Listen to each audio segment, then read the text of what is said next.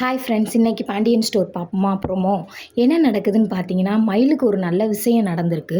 ஆனால் பார்த்தீங்கன்னா, அதை அவர் ஏற்றுக்குவாரா என்னன்னு தெரியல. மயில் வந்து வேலை பார்க்குற இடத்துல ஒரு மாதிரி தலை சுற்றலும் வாந்தியுமா இருக்கு. அதை வந்து நம்ம மீனாவுக்கு ஃபோன் பண்ணி சொல்கிறாங்க. மீனா, என்னால் வாந்தி நிற்கவே மாட்டேங்குது மீனா, என்னால் தலை சுற்றல் தாங்கவே முடியல மீனா அப்படின்னு சொல்கிறாங்க. வாங்கக்கா நம்ம போய் டாக்டர்கிட்ட பார்ப்போம் அப்படின்னு சொல்கிறாங்க. டாக்டர்கிட்ட போய் பார்க்கையில் டாக்டர் சொல்கிறாங்க, மயில் வந்து கன்ஃபார்மாக கன்சீவாக இருக்காங்க அப்படின்னு சொல்கிறாங்க. சொன்னோன்னையும் பார்த்தீங்கன்னா மயிலுக்கு சந்தோஷம் தாங்க முடியலைங்க.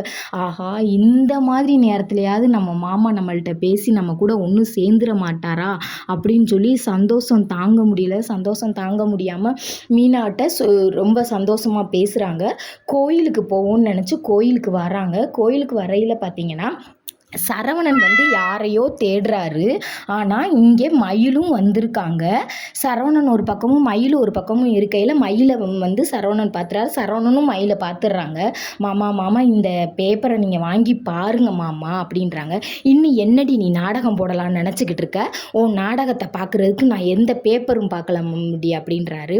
சொல்லிட்டு மாமா நான் மாசமாக இருக்கேன் மாமா அப்படின்னு சொல்கிறாங்க. ஏன் நீ மாசமாக இருக்கியா? அதுக்கு நான் என்னடி செய்ய முடியும்? இனிமேல் நீ மாசமாகவே இருந்தாலும் அது எவனுக்கு மாசமாக இருந்தேன்னு தான் கேட்பேனே ஒழிய அது ஏன் பிள்ளைன்னு சொல்ல மாட்டேன் அப்படின்னு ஒரு குண்டை தூக்கி தலையில் போடுறாரு. மயில்னால தாங்கவே முடியலைங்க. ரொம்ப மன உளைச்சலுக்கு ஆளாகி அப்படியே போய் அப்படியே ஸ்டக்காகி நிற்கிறாங்க. அழுகையும் முடியலை, அழுகாமல் இருக்கவும் முடியலை. அவ்வளோ வேதனையோடு நிற்கிறாங்க. பார்த்திங்கன்னா அந்த நேரமும் சரவணன் வந்து மயிலை காயப்படுத்துகிற மாதிரி இன்னும் 4-5 வார்த்தைகளால் திட்டிட்டு அவர் அந்த இடத்த விட்டு போயிடுறாரு. மயில் வந்து ரொம்ப மனவேதனைப்பட்டு கோயில் வாசலில் நிற்கிறாங்க. இதோடு இன்னைக்கு நாடகம் முடிஞ்சிருச்சு. இந்த நாடகம் பிடிச்சிருந்தா சப்ஸ்கிரைப் பண்ணிக்கங்க.